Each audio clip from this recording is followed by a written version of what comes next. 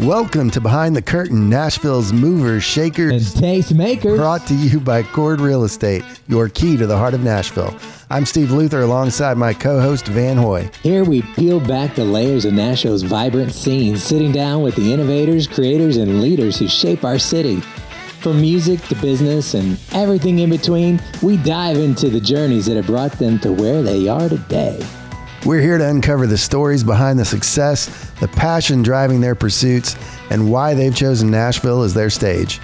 It's about the people who dream big, push boundaries, and make this city truly unique.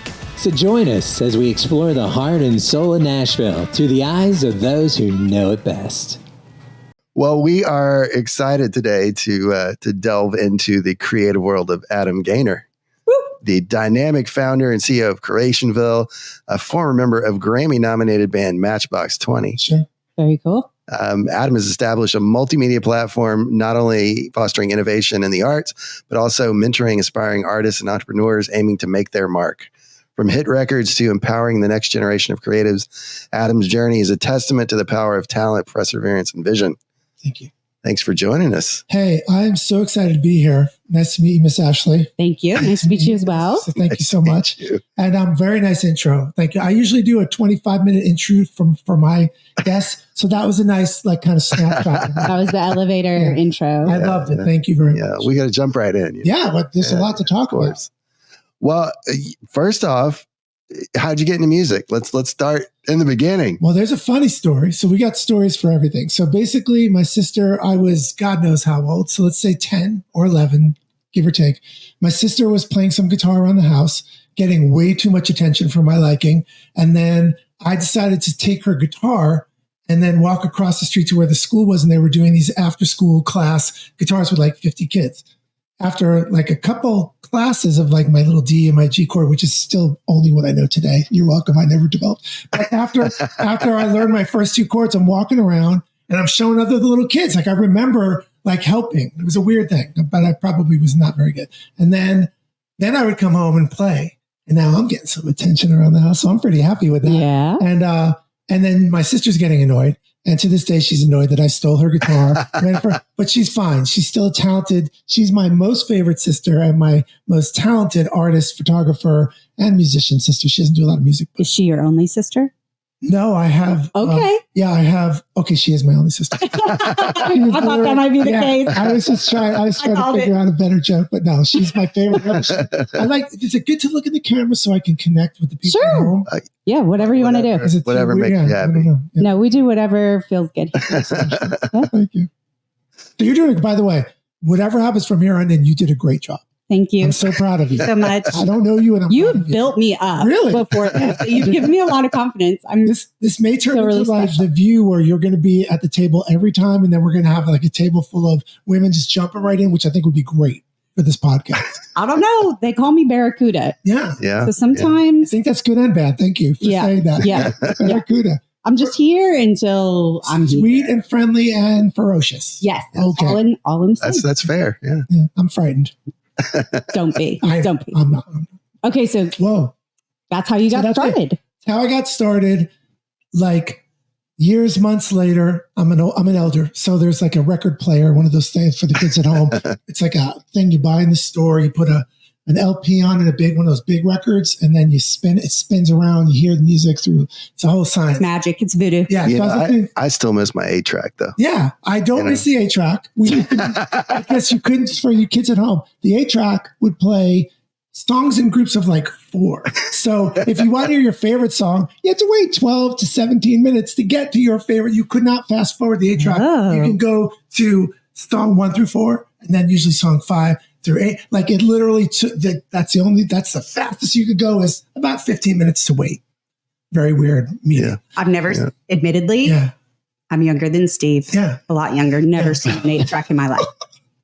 My girlfriend is younger than me, and I'm not going to say how much younger. Yeah, don't do that. Because we don't, but younger, but she probably maybe knows. Right at the end. I mean, right. So how long from, playing in your living room to Matchbox 20? What was that path? Hour and a half. Damn. Yeah. I mean, that was so quick. by your 12th birthday. By my 11th and a half, I got a call They said, maybe you're too young, but we're going to sign you into the band. And we're going to wait for you. Perfect. So they all grew up. We all know. So, I mean, I think the journey is growing up in New York. My dad showed me a brochure one day when the family's living in New York, a nice suburban life.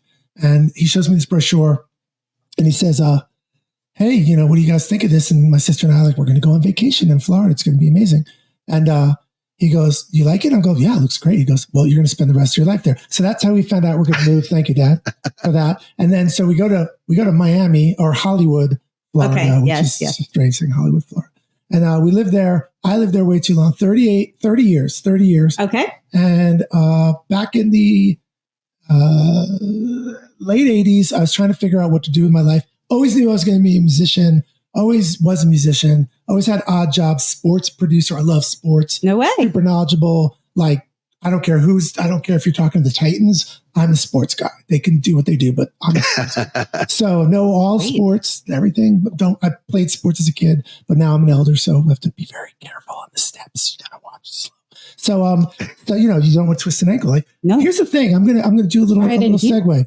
What I learned about being an elder for the kids watching the podcast, I call it VOD, video podcast. Yeah. It's I coined that, but I don't think I got a trademark on it. Steve, don't call your attorney. I'm not. He's so doing it. I know, yes. Thank you for being honest. That's so cool of you. But I will hopefully get 20%. So yeah, what I learned as an elder, for you kids at home that think you got everything going on at 20 or 30, is the older you get, you know, when you see people losing their balance when they get older and what's going on and why? Is it your brain? Is it vertigo?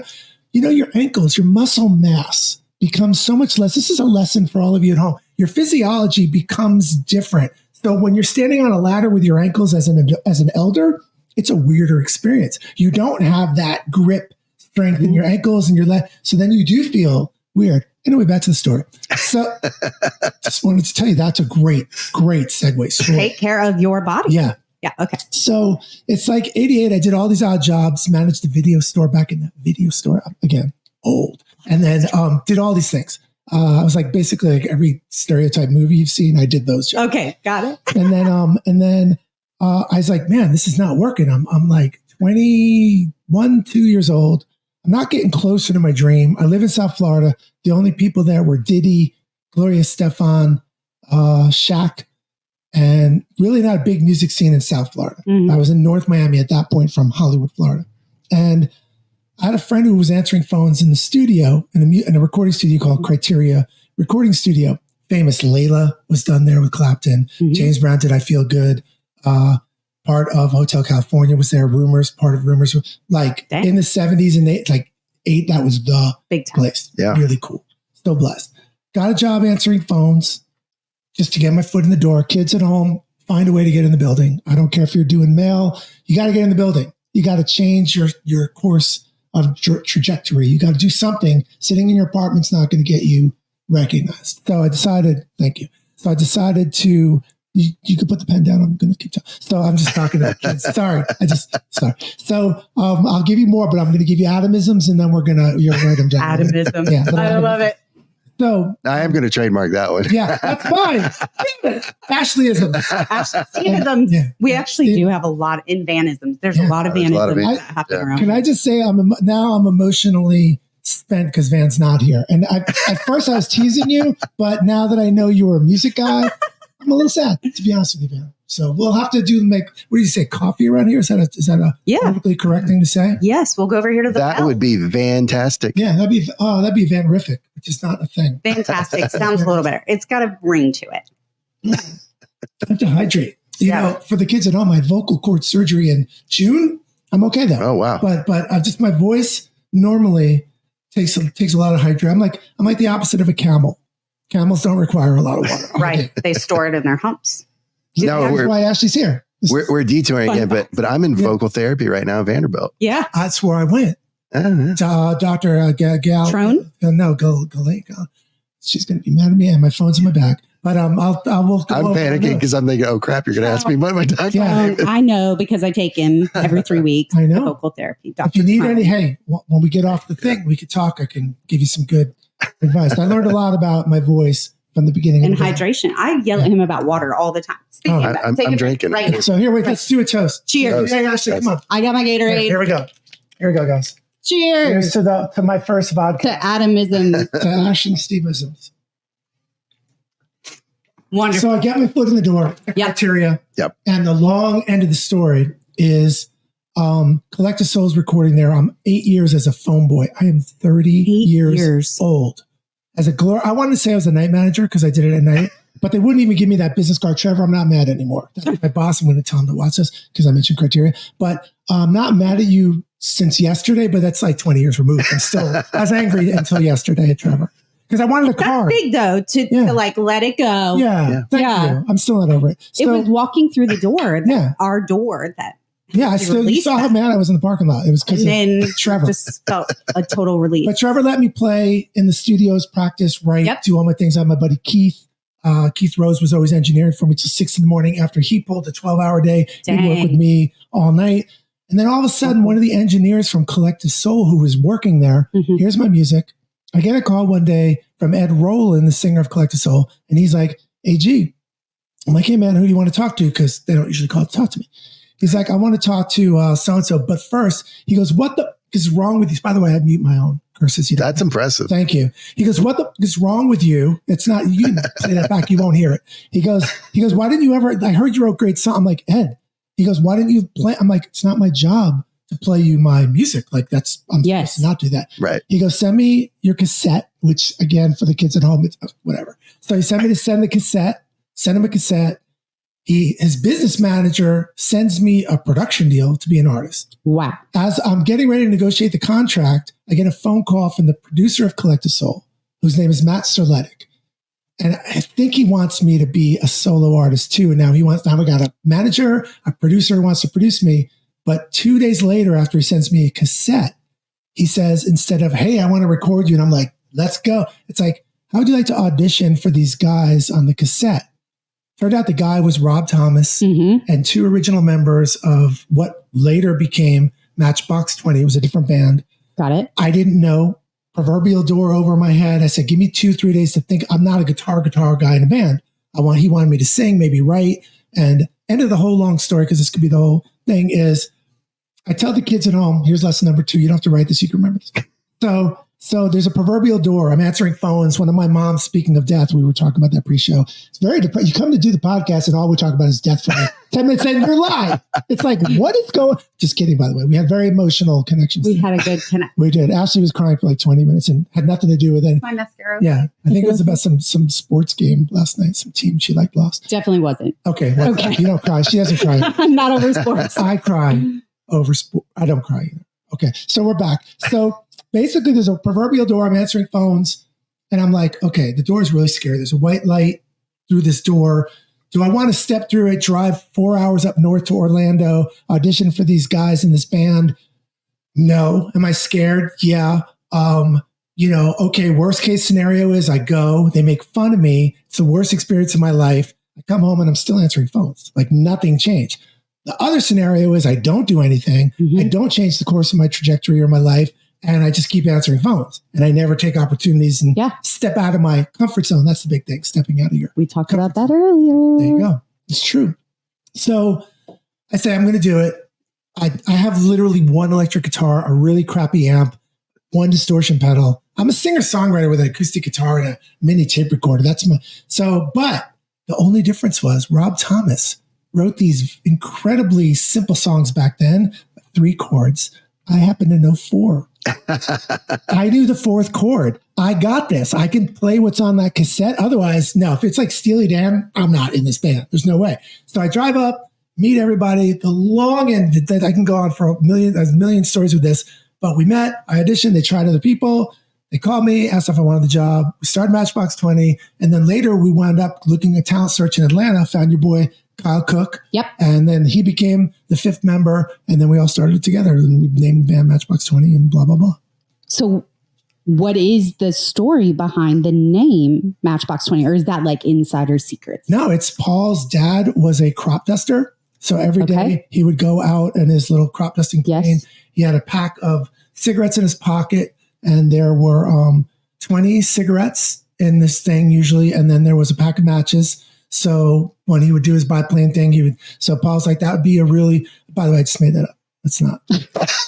Yeah, I'm sorry. Yeah. Okay. I make up these stories. There's a submarine commander story I'll give you next time. Okay. That's okay. So there is no good story. I think our drummer had some patches and things, and we had a 24-hour rule or a 48-hour rule. Everybody threw in names. If it lasted 48 hours, it was going to be the band. If no, but like everybody would object to every single thing. And then finally printing the first record, like we have to know a week ago. And we're just like, so when he said it, I probably voted no, to be honest with you. I just thought it was like Candlebox. It was like Blink One. I just didn't like it. But here's another story. Plenty of stories. And love the stories.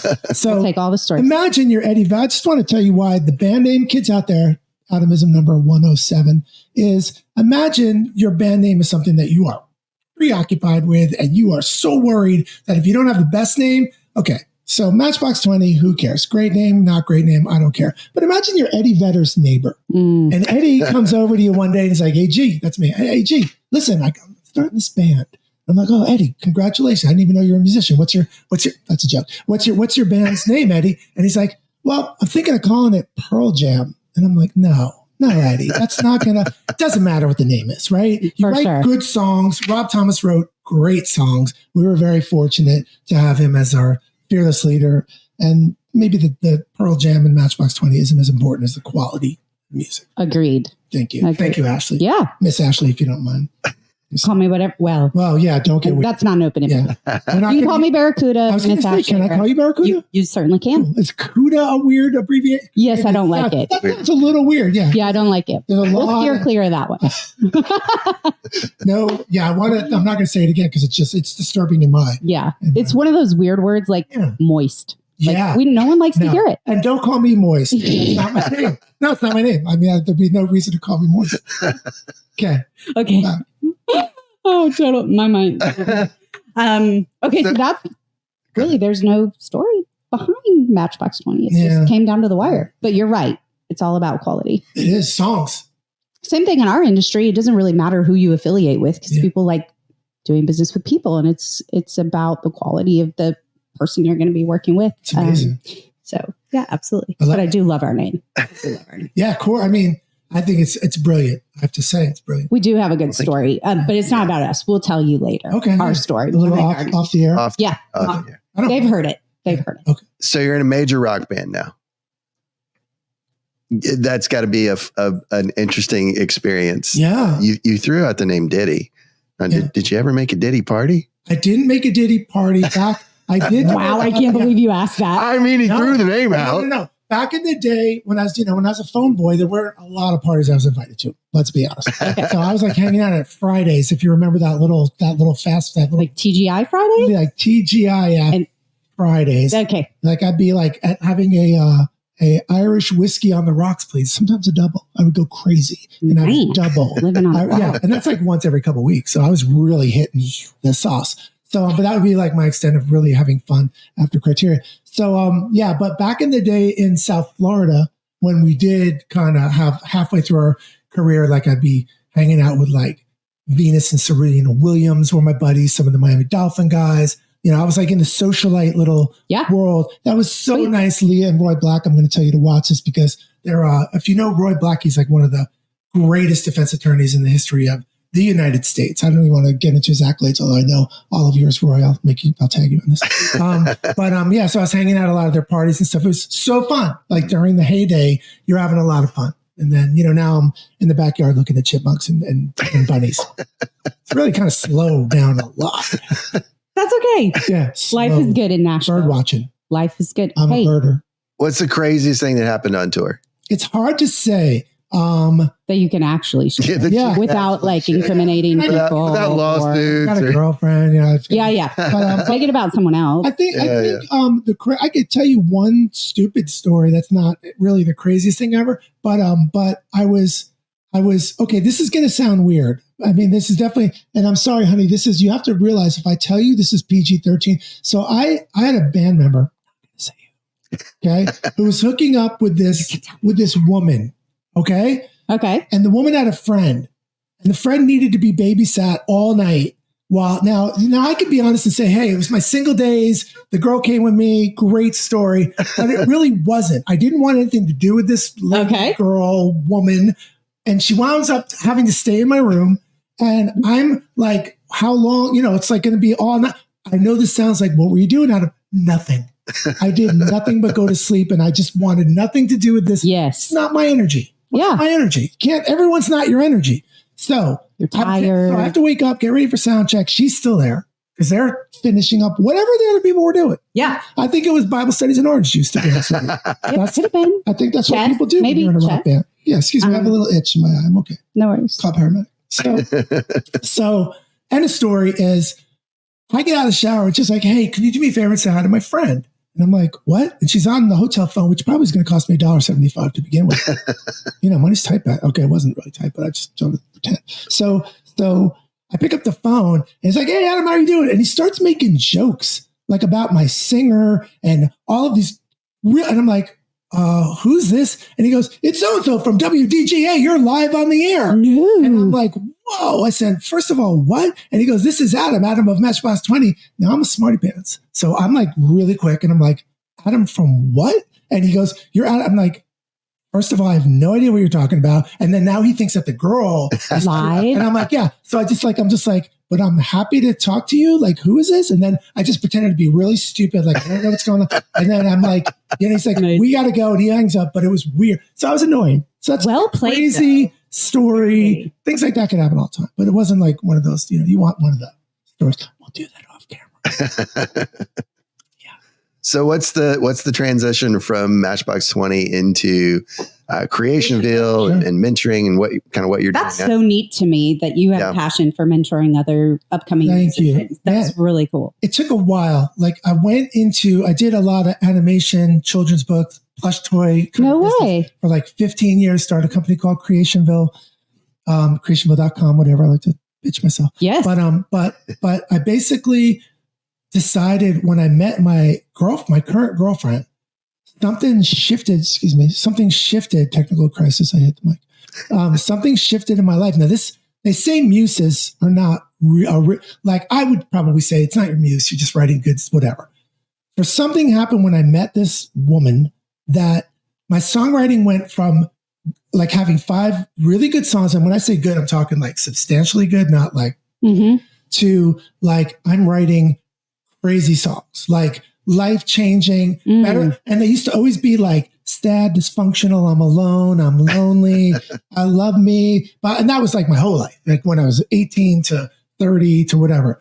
Now they're like these really happy-go-lucky, super catchy melody, sometimes Jack Johnson inspired, but they're pop, super friendly. And it's something triggered. And then we were in LA. I was trying to figure out where to go for the rest of my life. Like I have to make a decision because I didn't want to be in LA anymore. Love you, LA. Don't get mad at me. I spent 15 years with you. I appreciate you so much. You did a lot for my creativity, but I had to go. Yes. We're getting a little wacky. But I love you and don't get mad, Governor Newsom. You're my friend. We call him Tennessee Realtor of the Year. Yeah. I don't think he's going to see this, but I love you guys too. We'll tag him. Tag him. Great. Sorry. I really like California. So, I'm going to have to go back at some point. We love California. I love California. Yeah. There's nothing wrong with it. It's a wonderful place. It just got a little. We have an agent on our team who's from Southern California. Love them. I love your agent from the team. And I miss Vaughn. Did we talk about Van? He's from. It's Van or Vaughn? Van. Yeah, I miss Van. Yeah. You'll meet him someday. Okay. Did you see me again? You got teary-eyed? Yeah, I missed. Was it LA or Governor Newsom that you got a little? You know what? It's probably everybody. Every single person I left there. So 15 years there. Wow. 15 years there. Then we decide, like, I'm watching this crazy show on HGTV. I don't watch any shows on HGTV. Was it my show on HGTV? Do you have a show on HGTV? Selling Nashville. My God, I should have been on that show. Should have been on. Hey, what? Next episode. Yeah. You'll sell me a house? Is that what you do? Just don't call me Kuda, and then you can be. I don't ever call anybody Kuda.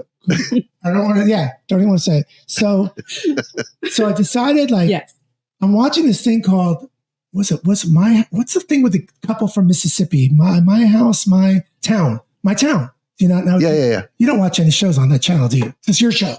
I mean, it's not based in any form of reality whatsoever. Yeah. You mean my town or your show? HGTV in general. Yeah. No, my show is actually very Nashville centric, not real estate related at all. Really? Oh, interesting. So we're not here to talk about me. Well, we kind of, okay.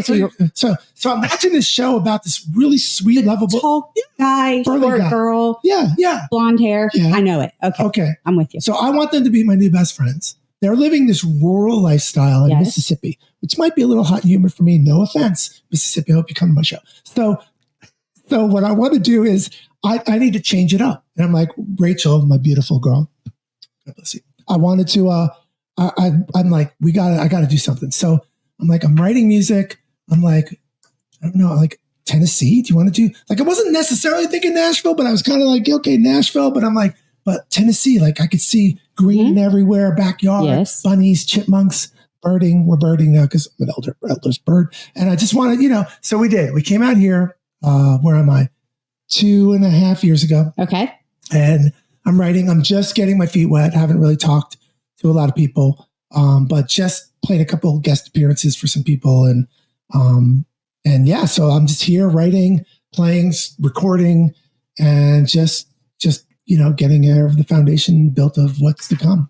And so how did you start the whole mentor process for upcoming artists? Was that in LA and then you continued it here? Or did that primarily That was the question, wasn't it? Well, we talked about a lot. I got into the chipmunks. Once I talk about chipmunks, like my heart. Chipmunks and birds. Yeah, chipmunks and birds. So basically when I moved out here, I was trying to think of different businesses that I can start. And as I'm writing and I'm doing all this stuff, I have done a lot of professional mentoring for some labels, for some management companies. People will send me albums before they come out. And I'd like to think, egotistically, that I'm like 97.3% right. If you tell me it's a hit and I say it's not a hit, it's probably not a hit. If I tell you it's a hit and you're not sure, it's probably a hit. Now, I'm not the best guitar player in the world, but my commercial barometer is the thing I'm most proud of. Love it. So then I'm like doing this for private people. And I'm like, then I start, I always get calls. I always get Instagram things. And sure, I'm like, let's just turn this into a business.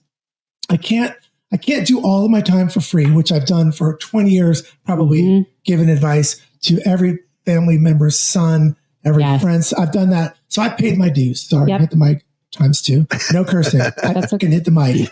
But you didn't see that. The censorship abilities are... It's amazing. So, and you can rewind that. I swear I didn't say it. For the children, if you're showing this to the school system to learn. Okay. So basically then the story is, so I wanted to turn this into a business. People who really want to spend a mini ka-chinger on my time, I know they're going to be actually paying attention. They're going to do the exercise. It's an investment. Yeah, it's basically to take songwriters. Like, look, if you're out, and I'm never call anybody a horrible songwriter, but if you're not a good songwriter, then I can try to help you get focused into writing better songs. If you're a good songwriter, I can make you into a really good songwriter. And if you're really good, then we can try to develop a hit for you. It's just based on melody. It's based on what people show me that I'm sensing from my experience in our band and outside of our band when I'm writing. It's just something that I get. It's more of a gift of that recognition than anything else. So I love it. I love talking to people. Sometimes you get frustrated if they're not doing what you want them to focus on and they don't put the work in, but they're spending. Like, I don't like taking someone's money if they're not putting in the time. Sure. Definitely. Because then I'm just taking their money and I don't want to just take people's money. Yeah. As much as people would say that, of course it's great, but I don't like that. Makes me feel kind of yucky. Yeah. So if they're serious and they want to learn and they want to be better at melody and better at structure and stuff, then come give me a call. Now, the industry has changed a lot since the days of Matchbox 20. Absolutely. What challenges do you see new artists facing today? Like, what's the business look like now? It's all about this clutter thing, right? It's like how many new artists are there on Instagram every day, every week? Yeah. How are you with your algorithms? What are you doing to market yourself? It's a nightmare. I think, maybe 10 years ago, I'd say, wow, what a great statistical advantage it is, because you don't have to go on tour for, 10, our first, just trivia, our first tour, we were on the road 355 of 365 days with 2 5-day breaks in an extended van, up and down the United States twice, up and down Canada twice, went home.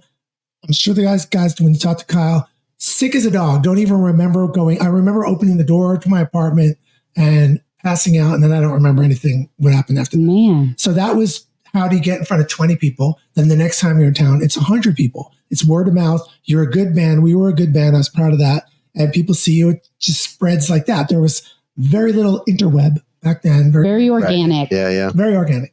So today you have to figure out what is going to make you cut through. Are you going to cut a cool video, a viral video? Are you going to make something weird, something that draws attention? But like a lawyer once told me in South Florida that before I met Rob Thomas, I don't think I understood, but he said, write this down.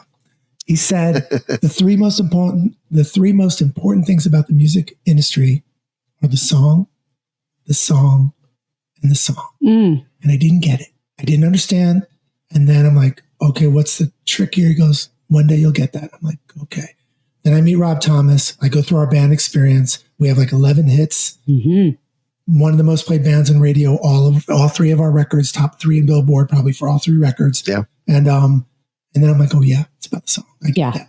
Without the song, you got a name like Pearl Jam and a cool looking dude, but probably need to write some songs. Yeah. Do you think the role of like the labels is completely different now? Is this, do you think we're going to start seeing more artists self-producing and? Yeah, I mean, we are. And I think it's obviously the great thing about Pro Tools at home is people can record for a lot less money. That's great. So you could work on your creativity. You could develop, like, there's a fine line of doing what's on radio today and then being in your basement creating your Nora Jones, where it's 1 in a million jazz singers on the radio. Your Billie Eilish, who is not just 1 in a million, but like a combination of a lot of urban pop, kind of not even rock, but just a genre that, kind of takes from a little bit of everything, but created this albatross of a perfect, entertainer. And it's hard to say what, it starts with your song. I will always say that. Mm-hmm. And then my thing is probably to teach people to do more of a timeless production, because that at least, like, I still, not being weird, but I'll still go to Publix. I'll still go to Home Depot. I will hear my song or one of our band songs almost every single time still, which is crazy. That feels good. It's a weird thing. So would that be every style of music? Maybe not, but just write good songs.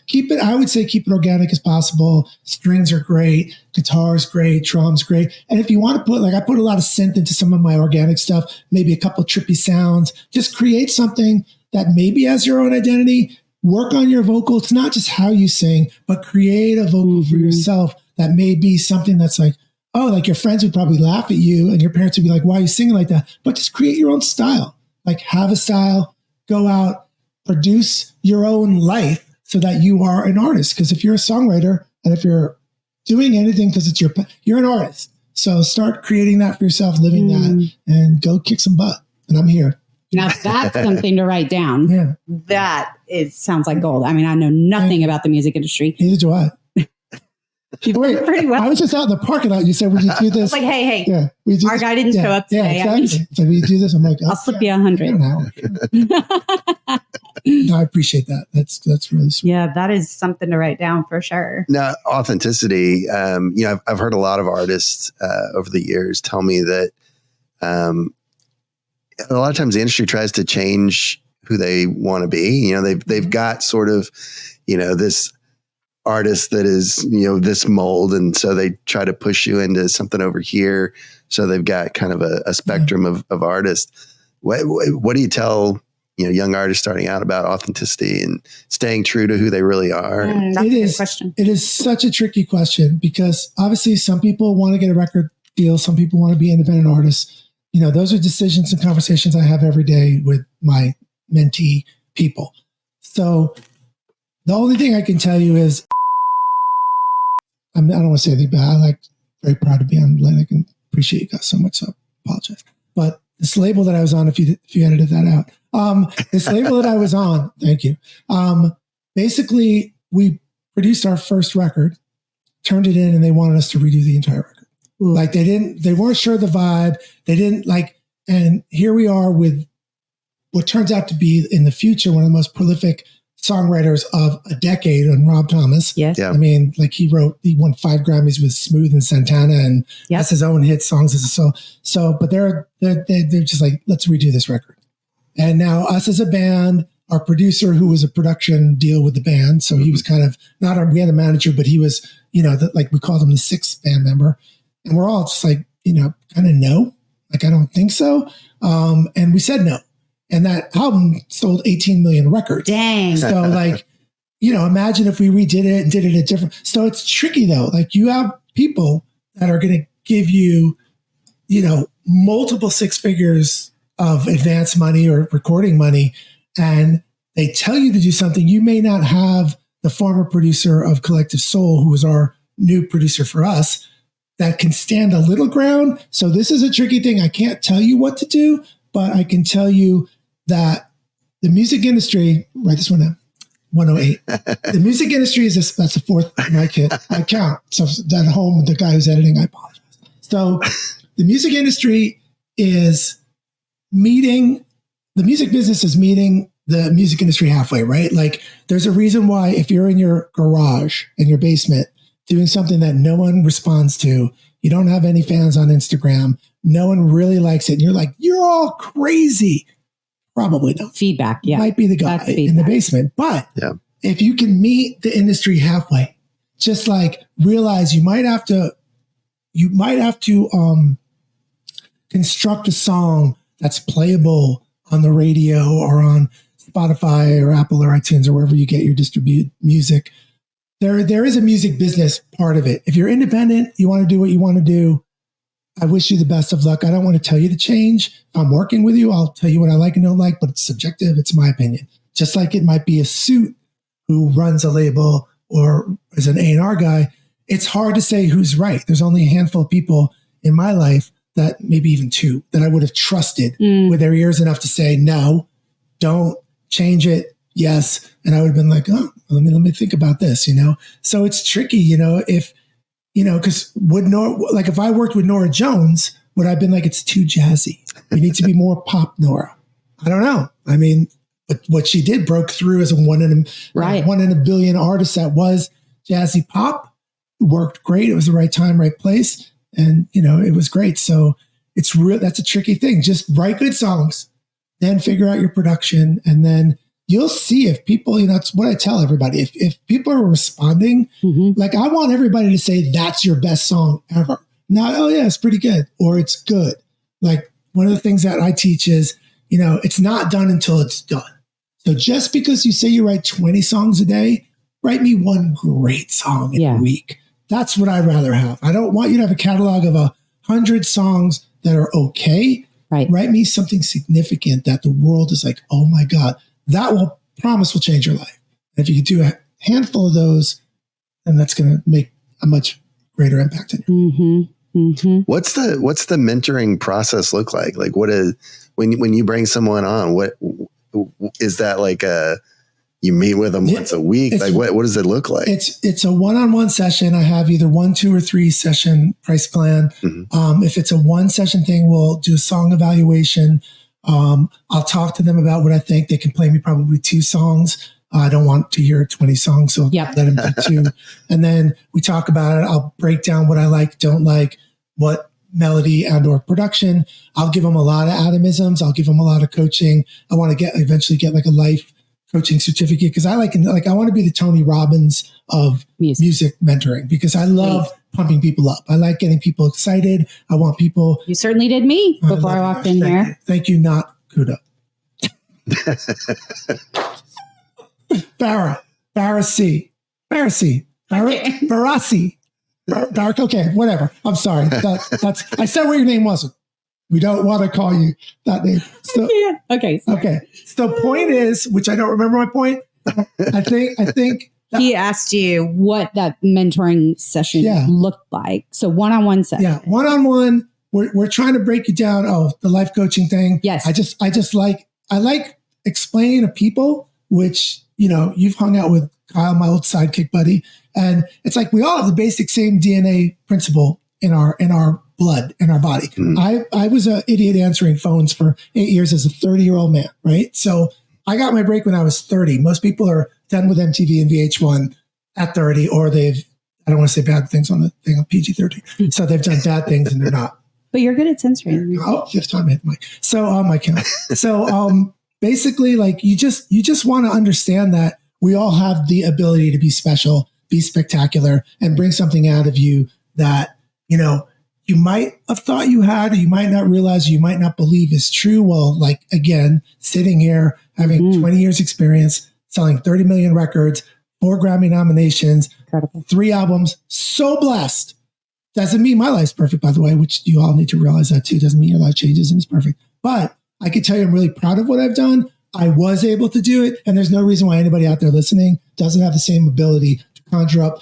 I'd like to say to the I call them kids, anybody under my age. I'm super old, but I feel young. I look great, by the way, for how old I am. We'll talk about that off the air. Okay. Should I say it out loud? I'd like to say it. You say it. I'm a 60-year-old man. No way. Yeah, Ashley's face just went into, we will zoom in. Yeah, I'm 60 years old, not dyed hair. I mean, it's getting a little thinner, to be honest with you, but I'm okay. And this is usually not here. You won't see this probably. But you definitely do not look 60. Thank you. And it's a lot of moisturizer again. Yeah, I was going to say you have no wrinkles. It's really funny. Once you said 60, I started analyzing the forehead. Yeah. I have more. Well, I don't smile. I'm never happy, so I don't have lies. Okay, that's lies. So the idea is though that you have the ability to do something great for yourself. Always. Doesn't matter how old you are. I just want you to get, like, my thing I try to desperately coach people is I want them to have 15 minutes of greatness, which usually is a bad thing. If you have 15 minutes of fame, that means your career went down. But to me, and I'll edit that in case people want. But to me, nicely done. If you get 15 minutes, if I can give you that one song, one opportunity to place a song in TV or film, it's up to you to figure this out and get another opportunity. But most people will sit at home and not get 15 minutes. So I don't want you to have 15 minutes and disappear. I want you to have 15 minutes and be like, I need this. I want this. I was able to do it. Now I have to figure out how to do it again. Jumping board. Yeah. So like I'm a 60-year-old that's about to put out one solo song. I'm about to start an entire career at 60, like a weirdo. I don't care. I just have something to say after being removed from the business for 20 years. Colonel Sanders was 60, I think. Yeah. Wasn't he? Yeah. And I love his chicken. It's very, very salty for those health nuts. It's very salty. Love it. Super salty chicken. That's the slogan, right? Super salty. That's definitely not. It's finger licking good. You're right. That is. I know it was. It's been a long time since I've been a Colonel Sanders guy. Well, what exciting projects do you have coming up? You brought your guitar. I don't know when you want to pull that out. Can I do something for you guys? I would love that. Yeah. It might be nicer to play for Ashley than Van. Although, probably. I don't know, though. Because, like, again, Van's in the industry now. I got to be All right, so here's the background, right? So I have this new girlfriend of 4 years, but we knew each other online for 2. We went through some very traumatic things, which is why we couldn't meet for 2 years. I had a serious health issue, selling a house. She had serious health issue that turned into a crisis by getting attacked by a dog when she was recovering. We had the craziest life. It took us 2 years to get together. We got together right before Valentine's Day, 2020. She was supposed to stay a week. She just finished a job of 6 years. I'm leaning in now. And Zoom. So just kidding. So just finished a job 6 years after like the first, we were in love online. Yes. Talking to each other. We were soulmates. She's a photographer, artist. I'm a doer. By the way, is there like a hard cut at 1 hour for this thing? Nah. No. Okay. Cause I don't want to over chat. No. Okay, we're having a good time. God, I hate this. Really don't like this. So anyway, just kidding. I love it. For those at home, I would give it an A+, but I want them to work hard. So I'll give them a solid A. Okay. So, I basically, we meet. Yes. More, I think she's going to think I'm old. She's a little younger than me, not crazy, but younger than me. I don't know. 11. Okay, maybe a little more. So, but not, no judgment. Yeah, we don't want. No judgment. I can't say right. So we meet. We are as in love. She doesn't think I'm too elder, which I was worried, because I'm not as fast as I used to be. So, I walk stairs slower. Maybe. I don't know. Maybe. No ladders. No ladders. You weren't on a ladder. Don't step on. I'm telling you, your ankles. It's all about the ankle support, your muscle tone. So we're back to basically I'm getting a little overheated. So I think it was. we meet, we're in love. A week later, we're hearing like things about people are running around looking for toilet paper. They're looking for bottled water. We're like, what is going on in this country? So at the end of the second week, things are starting to shut down. We had never met. We had dated online 2 years. She's now with me 2 weeks, and the country's going nuts. People are locking themselves inside. Mm-hmm. I look at her and I'm like, hey, I have an idea. Do you want to stay for a while? You should just stay. And she just looks at me and she goes, and I go, yeah, let's do this. 4.5 years later, we have never left each other's side from never meeting. Sweet. 4.5 years together with a person you've never met. Kookyville. Just kooky. But my best friend, soulmate. Love it. Every day I look forward to seeing her. Just makes me so happy. Life is good. So life was good until one Valentine's Day where I forgot to really do my job. That's where we're getting to this music. So you're going to sing us a song about how you forgot Valentine's Day, and Rachel was PO'd. So no, Rachel was. We don't want her. I'm not good at censoring. I tried the whole censor thing and it didn't come out. She wasn't angry at me. She definitely wasn't. But I, I knew I screwed up. So I said I have to do some work, and I locked myself in my little office. And for 6 hours, I wrote her a present, which, for a musician, you could say that's cheating. What's it worth? But I'm really proud of what I wrote her. So I'm just going to give you a verse and a chorus of a little something that I tried to say, I love you. Look what we've been through. Look what we've done together. And here's what I can do for you today. And I made up for it down the road. Because I'm a good boy. Should I hold the mic up to the guitar? No, he can pull it forward. Okay. And it'll be good. I'll figure this out. I'll let you know if we can hear you. For those kids at home, I don't know if you edit this part out. No editing out. Let's see. Yeah, we can hear you great. Yeah, that's good. Can you hear my voice? Yep.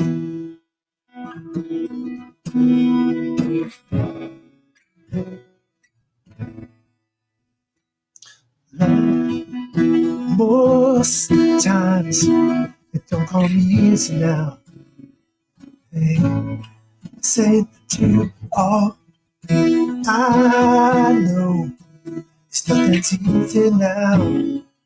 Hey, didn't we both know on that night when you came down from the blue sky and stood there, I was breathless. If you stay and please don't go, I'd like to hold you while it snows. I'll hold you to the beach one day, sing for you now when it rains. Catch 1,000 falling stars and put them in a special jar. So when you're feeling down and blue, you'll remember who knows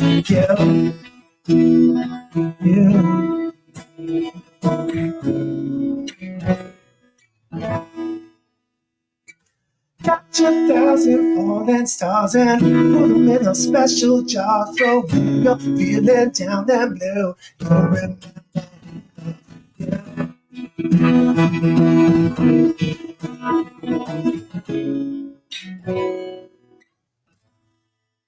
Let's give you a little. Woo! I feel like I need to kiss Ashley now. Oh, please do. Oh, my. Thank you, guys. That's so sweet. Thank you Of for course, sharing. that was amazing. Yeah, it was so amazing. I want to know. Yeah. Okay, you're in your office for 6 hours. Yeah. You're like, I got work to do. Yeah. I'll be back, and you come out. Yeah. I mean, just the snippet of time after, like, don't go past 10 minutes because I'm sure other things happen that we don't need to talk about. But this is R now, or we're getting into the R version of this. This is the After Hours podcast. youngins, plug your ears. Yeah. No, seriously. So you walk out and you're like, what do you say? And show me what her face looks like. So I say, hey, how are you? Maybe, what's for dinner? Please tell me you didn't say. By the way, amazing gourmet chef. Like we're getting back to the song. Total I package. got a gourmet chef, like literally gourmet chef. I got a beautiful woman that will cut my hair and do a pretty good job, which means during COVID, I didn't have to go anywhere. Yeah, that's nice. Thank you so much, Rachel. I love my haircuts. You gave me the best guy. You used to have bad hair, not better hair. Not great hair. Better. He used to have bad hair too. Really? For Ashley. He's a striking young buck. A striking buck. I think so. Thank you. Yeah, not young, not so much. No, but, striking compared to me, he's much. No, okay. not terribly. Pretty close. He looks much better than I do. So I'm great, so grateful. So anyway, I decided to do something better. I set up a little video camera in the corner. You did this. Yeah, And I'm just like, hey, will you come in for a second? And it's been a long day. Pardon the pun. That's one of our first songs. For those Matchbox fans, you realize that's one of our first. So I say, hey, can you? She's like, okay, yeah. So she comes in. I said, can I? Because I would play her stuff as I read anyway. Yeah. Like, I know I had a bad day today, not a good performance for a Boyfriend of the Year award, but I kind of want to play you something. And she's heard some of my stuff. So, and she loves my music. And most of it's all about us anyway, or fictional us going to Hawaii, whatever. So anyway, I say, will you? So I started singing like, love most times don't come easy now. Hey, I'm singing to you. All I know is nothing's easy now. Hey. And then I said, didn't we both know on the night when you came down from the blue sky in the plane and stood there? Because I went to baggage claim and I looked at her for 60 seconds before I went over there. It's the only time in my life I was like, I'm just never going to be able to not know that I'm watching her. And like, I just taking it in. I was like, oh my God, like much better than the photos and video, much better than everything that like we experienced. So that was that. So that was all it, just bawling. She was bawling. I mean, bawling from the first verse. And then, we've been through so much. I mean, it's like, at that point we were together 2.5 years, 24/7.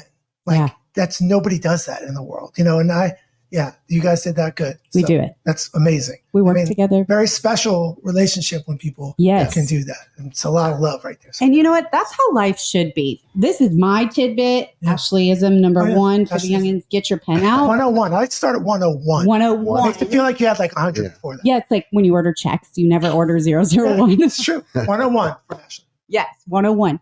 Life and relationships and marriage is more than just doing the basics with someone.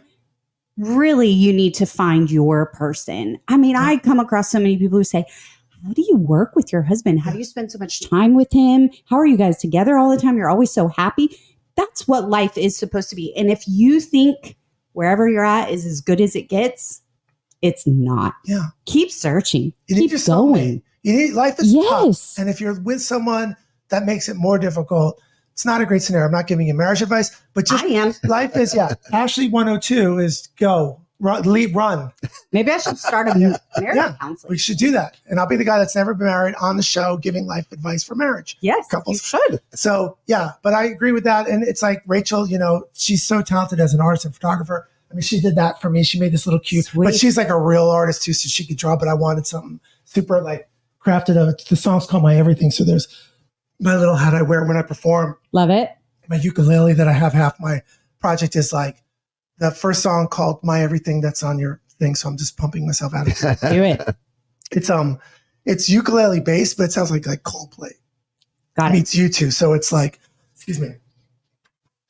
It's from singing and drinking water. I apologize again. I'm not usually that much of an animal. So, so that's that. And, I just really, really grateful. She built the website. She's very talented at pretty much everything she does. And I'm Creationville.com. Creationville.com. But more important now for the musicians out there. AdamGaynor.net. Got it. That's what we want to plug today. If you want any help, advice, you want someone to just talk to about the music business. I started the site as I stopped plugging because when I was answering phones for 8 years and I saw all these crazy talented Grammy winners and people coming, I didn't have anyone ask questions. Like, what would I do? How much would I pay to sit with Ed of Collective Soul for an hour? Yeah. My rate is so much cheaper than what it should be. So if you go on the site, it's worth an hour of your time. If you sign up for 3 hours, I think you'll get the most out of it. But sign up for 1 and I will help you. Sweet. I was going to ask how people could connect with you. If that was something that they were interested in. Love it. You got the,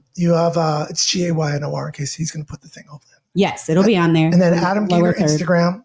We're doing the plug second. Yep. And then if you're on the Facebook, which I have a lot of, like most of my elder people are on the Facebook. Yeah. So I have the at Adam Gaynor Official on the Facebook. Okay. Very good. That's the plug portion. And I love your guys' story too. It's beautiful. I love that you guys are in love and you work together, and it's pretty freaking cool. It's pretty special. It's hard to do that. Got a lot of history. Yeah. I have to ask, is there ever a thought that there might be a brief Matchbox 20 reunion? Or I don't know. I mean, that's a Kyle. You have to talk to Kyle. We'll ask Kyle. Ask Kyle. Okay. Kyle, I'm going to call you. Yeah, Kyle, we're going to, whoa, hey Kyle. Kyle. No, I don't know. I don't know. It's been so far removed, but we know. My thing would be like if we were ever nominated for the Hall of Fame. Oh, that has to happen. Yeah. I hope so. We've had a lot of hits, sold a lot of records, more than It's gonna probably 70% of the people that get in. Although there's some people you're like, yeah, you have to be in there. But if that happens, then maybe we'll get together and do something. Hall of Fame people, it's on you. Yeah. Thank you guys, everybody who's listening that just voted for the Hall of Fame. That'd be awesome. Well, it has been a pleasure. Yes. Thank you guys. It's been really great. Yeah, we definitely have to hang out more. Yeah, anytime. Maybe we could do couples night. Oh, that'd be fun. Of course. I would love to do that. I'd love to meet Rachel. I don't want to volunteer Rachel for her culinary skills, but maybe she and I could team up in the kitchen. And She's pretty really? She's got her sit together? pretty good cook. I made some butter chicken last night. I would be into the butter chicken. It was delicious. All right. So next time maybe you can cater this podcast. I I thought there'd be shrimp. I was told shrimp cocktail at the very least. Shoot, Yeah. that was on me. Yeah, no. Steve definitely Yeah. told me to do that, and I dropped the I ball. faxed my writer. You didn't get my fax. I have a fax. Yeah, we don't have actually, we do have a fax. You do. We do, yeah. We do have. No I one can't uses remember it the anymore, last but time we we still saw have it. one. I stopped using mine. I was the last faxer in the continental U.S. You might have to tell the young people The kids. what a fax is, like Yeah. 8-track, LP. They didn't know those It's a things. machine. Takes paper. You send something from your computer.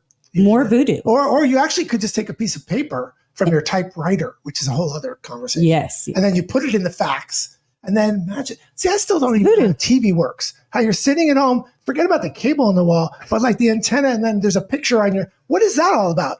Don't have time for It's all voodoo. Next podcast, we'll get into the TV signal. I have to ask one last question because you brought up the rider. Yes, sir. Did you guys have any crazy stuff in your rider? We do have a story from the crazy. I did a mic bump. Oh, you did? Number You hit the one. mic. That could be like the deciding vote, like to get you off the island. I had 6, so I'm out first. You'll be okay. As long We as vote to keep you in. Yeah, thank you. And I vote to keep her. I'll in. be the sacrificial. Steve, we're going to keep you too. So Heck. somebody's got to go. Whoever's editing. Van's, I guess Van's gone. Van's Van's gone. He left the island. He'll definitely be back. Huh? I missed the question in my mic bump. Though. And Van, I'm sorry for your loss. Just to publicly say, Two. Yeah, I'm sorry. Very young. In all sincerity, I'm sorry. Mm. That's never fun. I So the was just question, saying anything crazy in their rider. yeah, Yeah, you always hear about, picking out certain colors of M&Ms and, just crazy stuff like that. we were written up in world's worst writer, like online something. So, and I have 2. Okay, the fastest stories. So, one was here was our writer that they said like this is so with Mariah Carey they say she wants a Cristal with sipping straws. That's like her thing. Cristal and sipping straw long Okay. for the bottle. I'm Because I following. guess that's, so that's her thing. It's okay. Mariah, I miss you so much. So anyway, so our thing was like, our bass player wanted golf passes in cities, Okay. right? And then this is going to be, you can hear me sniffing. So I have like funny allergies. So I needed like a box of tissues in the 3 main changing room, kitchen room, and the shower area, just because sometimes I got to do a little bit of that. Yeah. Whatever. So they laughed at our rider. It was like the worst rider in the history, like tissues, golf passes, and the regular food and maybe wine or whatever. So I said, hey guys, we're like, this is the worst. Like, this is the most, like, we're not asking for, prescriptions. So we're just asking for, again, it's like orange juice and Bible studies. This is not a good look. Yeah. So I did something which the guys didn't know. So I told our tour manager, I'm like, hey, when we show up tomorrow, whatever arena, we were touring arenas of the day, so we were feeling pretty good about ourselves. I'm like, when we go backstage, I want a goldfish in a bowl waiting for us every day. From whatever city we're in, a new goldfish. So what happened is we show up and the guys get so excited, like right in our little dressing area where the food and it's like, they're like, oh, how cool. They don't know I did it, right? So I'm like, take the goldfish to the meet and greet. We wound up, the whole band signs it. Rob's like does art. So he's decorating the bowl with a Sharpie. There's a little fish swimming around in there. And we give it to whatever kid at the meet and greet lady. So now every day we're doing this. So you're seeing people in the first 15 rows holding the one goldfish of the day during the whole show. It's crazy. That's so cool. Eventually, like a couple shows in, I'm like, I'm asking, like, where is this goldfish coming from? Why is there a goldfish in every arena? And like, because I asked for it, they were laughing so hard because we didn't have. So now we had something cool. We had a goldfish every day. We gave it away to the kid or a mom or whatever. That was my favorite thing. So, I love that. I mean, Awesome. Better than a goat, which would be a lot more responsibility. Yeah. That would be a lot. Imagine seeing the goat in the front row. Be like, you got to take that home. Sorry. Parents are like, this is your goat. Like, I hate this you man. can make milk, ice cream. Yeah. I didn't really think about that. During COVID, that would have been a very. It would have been. Remember when eggs were like currency? Yeah. I don't remember that. When was it? What? When was that, Ashley? Recently? Are we talking back? Well, eggs did get expensive. Eggs? Oh, yeah, that you mean. Yes. Yes. Was that during the COVID? Yes, it was. Yeah, and our clients gave us some eggs from their free-range chickens. And I was like, these eggs they're built different. Yeah. We're getting way off topic. No, I'm all about eggs. But hey, I would be totally fine with eggs as well. AAE, all about eggs. That's my new t-shirt line. Steve's going to drink. Yeah, I know. Everything. Everything. You just steal all the good ideas. All the good ideas. Thank you so much. Thank you for Unless you have other questions, I'm here. I mean, there's some things I want to ask you. What do you got? Probably not. We'll do this offline. Yeah. Definitely. Pleasure being here. Go check him out on adamgaynor.net. Thank you. Sign up for mentoring. It's a pleasure. Thank you for coming. Thank you. And thank you guys so much. Had a good time. See you guys soon. See ya. Well, that's a wrap on today's episode of Behind the Curtain, Nashville's movers, shakers, and taste makers. We hope you've been inspired by the stories of passion, perseverance, and innovation right here in Nashville. A big thank you to our guests for sharing their journeys and to you, our listeners, for joining us. And of course, our gratitude to Cord Real Estate for making this conversation possible. Don't forget to follow or subscribe to our podcast on your favorite platform. Thank us. Yes, you did. Oh, I guess I did. Well, thank us. Okay. Like I was saying. Oh, yeah. Don't forget to follow or subscribe on your favorite platform to catch every episode and hit that notification bell. We've got plenty more fascinating guests lined up, ready to share their insights and inspirations. And we love hearing from you. So reach out to us with your thoughts, questions, or suggestions for who you'd like to hear from next. Until next time, keep chasing your dreams and making your mark in Nashville. Oh, my goodness. Remember, Am I talking to Casey it's Kasem? the people behind the scenes that make the city shine. I love it. Take care. See you behind the curtain.